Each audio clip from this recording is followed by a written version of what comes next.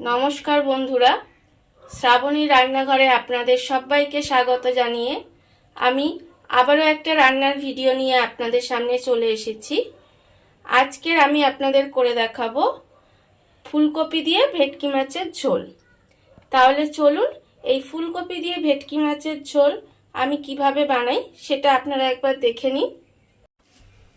ফুলকপি দিয়ে ভেটকি মাছের ঝোল বানানোর জন্য দেখুন, প্রথমে আমি গ্যাসটা অন করে নিয়েছি আর আমি তার মধ্যে কড়াই বসিয়ে দিয়েছি। এইবারে আমি প্রথমে কড়ার মধ্যে অল্প একটু জল দেব, সামান্য একটু জল দিলাম। দিয়ে প্রথমে কিন্তু আমি যে ফুলকপিগুলো দেখুন এখানে একটু মাঝারি সাইজের টুকরো করে রেখে দিয়েছি, সেই ফুলকপিগুলো আমি একটু ভাপিয়ে নেব। একেবারে কিন্তু আমি ফুলকপিগুলো সিদ্ধ করব না, জাস্ট একটু জলটা ভালোভাবে গরম হয়ে গেলেই ফুলকপিগুলো আমি কিন্তু নামিয়ে নেব। এইভাবে ফুলকপিগুলো আমি একটু ভাপিয়ে নেব, কারণ ফুলকপির ভিতরে দেখবেন অনেক সময় পোকা থাকে, সেই ভাপানোর ফলে সেই পোকাগুলো বেরিয়ে যাবে। সেই জন্য আমি কিন্তু ফুলকপিটা প্রথমে একটু ভাপিয়ে নেব। দেখুন আপনারা, জলটা ফুটে উঠবে, সেই সময় আমি কিন্তু কপিগুলোকে এবার নামিয়ে নেব। আর কিন্তু কপিগুলো আমি সিদ্ধ করব না, তাহলে বেশি সেদ্ধ হয়ে যাবে আর কপিগুলো ভাজার সময় তখন অসুবিধা হবে। সেই জন্য কপিগুলো এবার আমি নামিয়ে নেব। ফুলকপিটা দেখুন আমি তুলে নিয়েছি আর আবারও কড়াটা আমি ধুয়ে নিয়ে এসেছি। এবারে আমি মাছটা ভাজবো, তার জন্য কড়াইয়ে আমি তেল দেব। এখানে আমি রান্নার জন্য সর্ষের তেল নিয়েছি আর সর্ষের তেলটা, মাছটা যেহেতু ভাজা হবে তাই একটু বেশি পরিমাণে সর্ষের তেল আমি দেব। দেখুন প্রায় 5 চামচের মতো আমি এখানে সর্ষের তেল দিলাম। এবারে তেলটা আমার গরম হবে। তেলটা আমার যতক্ষণ গরম হচ্ছে ততক্ষণ আমি দেখুন এদিকে মাছটা রেখেছি। আমি কিন্তু ছোট সাইজের এখানে ভেটকি মাছ নিয়েছি আর এই ছোট ভেটকি মাছগুলো দিয়ে ফুলকপি দিয়ে ঝোল খেতে বেশ ভালোই লাগে। এবারে আমি এই মাছটায় দেখুন পরিমাণ মতো নুন মাখিয়ে নিলাম আর আমি হলুদ দিয়ে দিলাম। দিয়ে ভালোভাবে নুন আর হলুদটা আমি মাখিয়ে নেব। মাছে আমার নুন হলুদ মাখানো হয়ে গেছে দেখুন, আর এদিকে আমার তেলটাও গরম হয়ে গেছে। এইবারে আমি মাছগুলোকে আস্তে আস্তে ভেজে নেব। দেখুন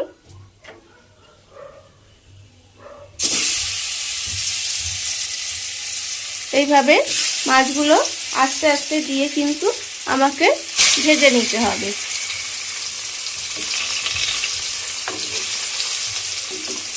এক পিঠটা ভাজা হলে তবেই কিন্তু মাছটা আমি আবার উল্টে দেব। ততক্ষণ আমি গ্যাসটা কমিয়ে এক পিঠটা ভাজতে দেব। এক পিঠটা আমার ভাজা হয়ে গেছে দেখুন। এবার আমি মাছগুলোকে আস্তে আস্তে উল্টে দেব। তার জন্য দেখুন এইভাবে আমি উল্টে দিলাম। এইভাবে ভালোভাবে উল্টে পাল্টে মাছগুলোকে কিন্তু আমায় একটু লাল লাল করে ভেজে নিতে হবে। এইভাবে মাছগুলোকে একটা একটা করে আমি কিন্তু বেশ ভালো লাল করে একটু মাছটা ভেজে নেব। দেখুন আপনারা, মাছগুলো আমার লাল করে ভাজা হয়ে গেছে। এইবারে কিন্তু আমি একটা একটা করে মাছ তুলে রাখবো।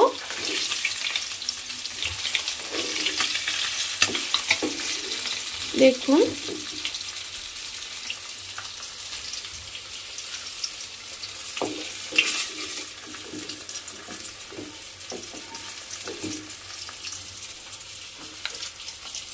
এইভাবে কিন্তু আমি প্রত্যেকটা মাছ ভেজে নেব।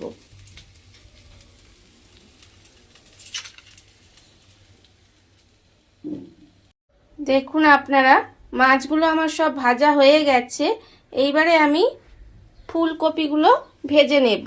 ওই মাছ ভাজার তেলের মধ্যেই কিন্তু ফুলকপিগুলো আমি দিয়ে দেব। দেখুন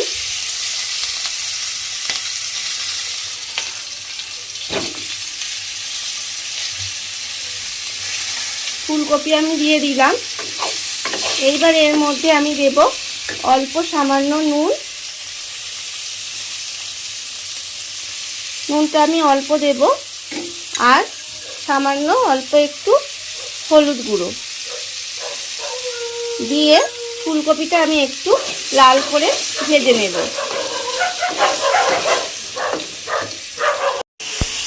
নুন আর হলুদ দিয়ে দেখুন ফুলকপিগুলো একটু লাল করে ভেজে নিয়েছি। এইবার আমি ফুলকপিগুলো তুলে রেখে দেব। এইভাবে ফুলকপিগুলো আমি তুলে রেখে দিলাম, দেখুন আপনারা। এইবারে আমি ওই তেলের মধ্যে আবারও দেব আলুগুলো দিয়ে আবারও আমি আলুগুলোকেও একটু লাল করে ভেজে নেব। আলুগুলো এবার আমি এই তেলের মধ্যে দিয়ে দিলাম, দেখুন।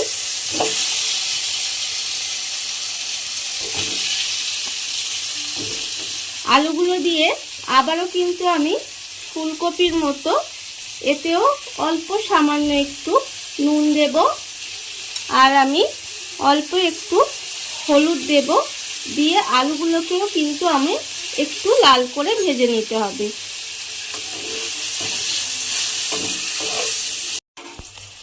দেখুন আপনারা আলুগুলোও কিন্তু আমার লাল করে ভাজা হয়ে গেছে।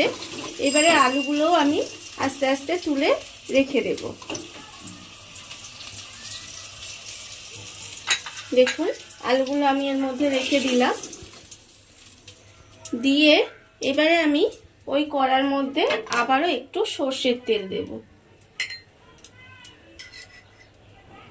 দেখুন প্রায় 2.5 চামচের মতো আমি এখানে আবারও সর্ষের তেল দিলাম। এবারে তেলটা আমার গরম হয়েই গেছে, দেখুন।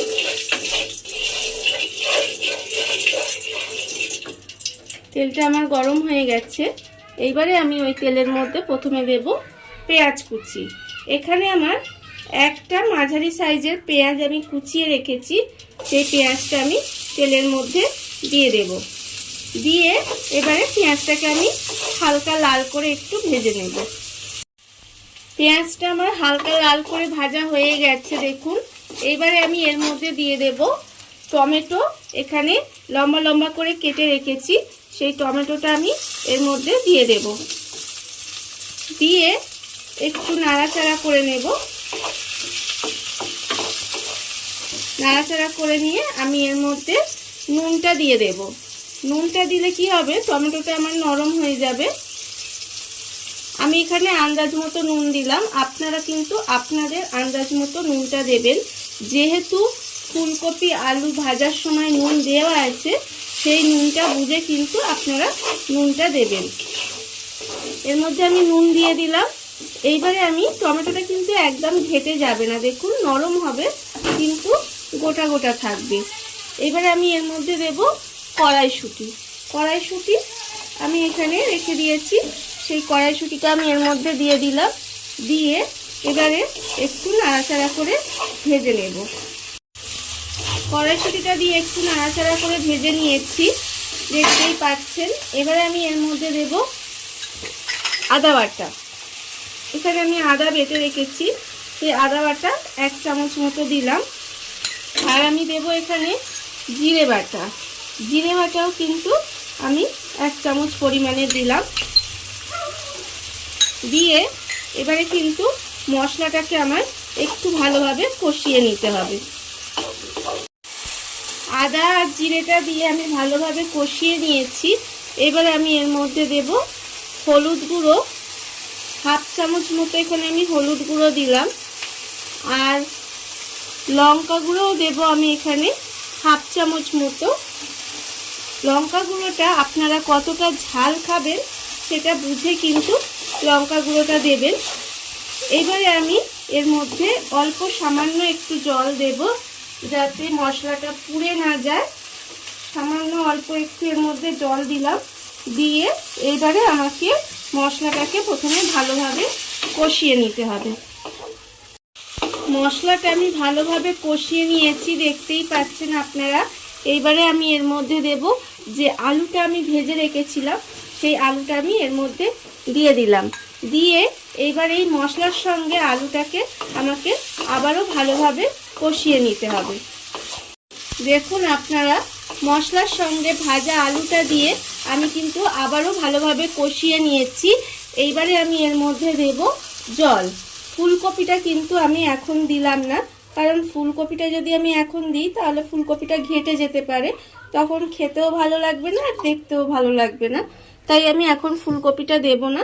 জলটা অল্প জল দিলাম, দিয়ে আলুটা একটু সেদ্ধ হতে দেব। আলুটা অর্ধেক সেদ্ধ হয়ে গেলে তখন কিন্তু আমি ফুলকপিটা দিয়ে দেব। এইবারে আমি গ্যাসটা কমিয়ে ঢাকা দিয়ে আলুটা একটু রান্না হতে দেব। দেখুন আপনারা, আলুটা আমার অর্ধেক সিদ্ধ হয়ে এসছে। এইবারে আমি এই অবস্থায় ফুলকপিগুলো দিয়ে দেব। ফুলকপিগুলো কিন্তু আমি আগে দিইনি, আমি আবারও বলছি যে ফুলকপিগুলো যদি আমি আগে দিয়ে দিতাম তাহলে দেখতেন যে ফুলকপিগুলো ঝোলের মধ্যে ঘেটে যেত। সেই জন্য আমি ফুলকপিটা একটু লাস্টে দিলাম, দিয়ে আবারও কিন্তু এটা ঢাকা দিয়ে আমাকে একটু রান্না করে নিতে হবে। দেখুন বন্ধুরা, আমার এখানে আলু আর ফুলকপি সেদ্ধ হয়ে গেছে, আপনারা দেখতেই পাচ্ছেন। হ্যাঁ, আলুগুলো কিন্তু ঘেটে যায়নি আর ফুলকপিগুলোও ঘেটে যায়নি, কিন্তু আলু ফুলকপি একদম সেদ্ধ হয়ে গেছে। এই অবস্থায় আমি মাছগুলো, যে ভেটকি মাছগুলো ভেজে রেখেছিলাম, সেইগুলো একটা একটা করে এই ঝোলের মধ্যে দিয়ে দেব। দিয়ে এবারে আবারও একটু নাড়াচাড়া করে 5 থেকে 7 মিনিটের মতো আবারও একটু ঢেকে রান্না হতে দেব এটাকে। দেখুন বন্ধুরা, মাছটা দিয়ে আমি প্রায় 5-7 মিনিট মতো একটু রান্না হতে দিয়েছি। এইবারে আমি এর মধ্যে দেব, দেখুন এখানে আমি কাঁচা লঙ্কা দুটো চিড়ে রেখেছি, সেই দুটো কাঁচা লঙ্কা আমি ওপর থেকে দিয়ে দেব। আর দিয়ে দেবো এখানে একটু ধনেপাতা কুচি রেখেছি, এখানে আমি অল্প পরিমাণে একটু ধনেপাতা কুচি ছড়িয়ে দিলাম। দিয়ে এইবারে আমি গ্যাসটা অফ করে দেব, দিয়ে কিছুক্ষণ ঢাকা দিয়ে রেখে দেব।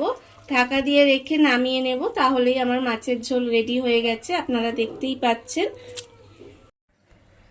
দেখুন বন্ধুরা, ফুলকপি দিয়ে ভেটকি মাছের ঝোল আমার রেডি হয়ে গেছে।